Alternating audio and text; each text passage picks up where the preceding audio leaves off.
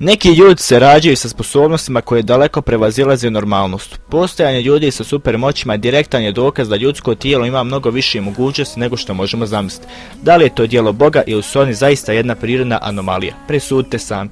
Mi vam danas predstavljamo 5 ljudi sa supermoćima.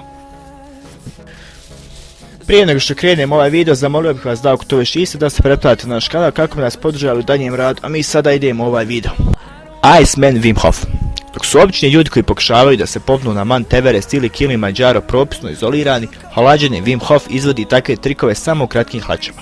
Izuzetno otporan na hladnoću, Hof kaže da koristi tehniku tantričke tumo meditacije, metodu razvijanja unutrašnje topline koju koriste tibetanski jogi, kako bi pomogao u regulaciji tjelesne temperature. Wim Hof je apsolutni svjetski šampion u kupanju u kadi ispunjenoj komadima leda. Obična osoba ne može ostati u takvoj kupki duže od 15 do 20 minuta. Hofov rekord je skoro 2 sata. Super samuraj Isao Machi. Japanski majstor borilačkih vještina Aikido posjeduje tehnike pravog samuraja. On može predvidjeti putanju objekta sa takvom zastrašujućom preciznošću da mirno prepolovi predmet svojim mačem. I to može učiniti barem svake sekunde. On je najbrži čovjek sa mačem, ne samo u Japanu, već i u cijelom svijetu. Machi može prerezati plastične metke koji lete brzinom od 300 km/h. Izgleda da je on zaista superheroj. Čelične čeljusti Radhakrishnan Velu. Nemoguće je zamisliti kakvu snagu mora imati osoba koja je u stanju da svojim zubima vuče voz od nekog vagona, kao što to radi Radhakrishnan Velu. Rodom iz Malezije. Zbog tako jakih zuba zovu ga kralj zuba. I još uvijek nije jasno kako može da vuče voz težak 260,8 tona na udaljenosti od 4,2 metra. Kralj zuba tvrdi da ga je, kada je imao 14 godina, indijski guru naučio da koristi zube za kontrolu svih dijelova tijela. Čovjek koji nikad ne spava, Tain Gok. Da li ste ikada pokušao da ne spavate duže od 48 sati? To bi bilo jedno loše iskustvo. Čak jedna neprospavana noć veoma loše utječe na dobrobit jednog čovjeka. Ali sa vijetnamskim seljakom Tain Gokom sve je drugačije. Nije spavao od 1973. godine.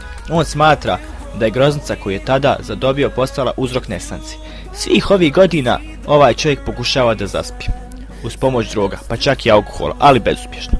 Začudo, doktori kod njega ne nalaze abnormalnosti i ozbiljnije bolesti i kažu da je sa njegovim zdravljem sve u redu. Čelični stomak Michelo Tito. Michelo Tito je počeo da jede neobične materijale sa 9 godina, a javno je nastupao počevši od 1966. godine, oko 16. godine. Imao je poremećaj u ishrani poznat kao pika, psihološki poremećaj koji karakteriše apetit za supstancama koje su uglavnom nenutritivne. Doktori su tvrdili da je Lotito imao i debelu sluznicu u želucu i crijevima, što je omogućavalo da konzumira oštar metal bez ozljeda. Lotito je također imao probavne sokove koji su bili neobično snažni, što znači da je mogao probaviti neobične materijale. Međutim, to je također značilo da mu je pozlo od meke hrane, poput banana i tvrdokuhanih jaja. Stigli smo samo u kraju još jednog videa. Ako vam se video svidio, zamolio vas da se pretplatite na naš kanal i da ostavite like na ovaj video. A i do idućeg videa imate jedan veliki pozdrav.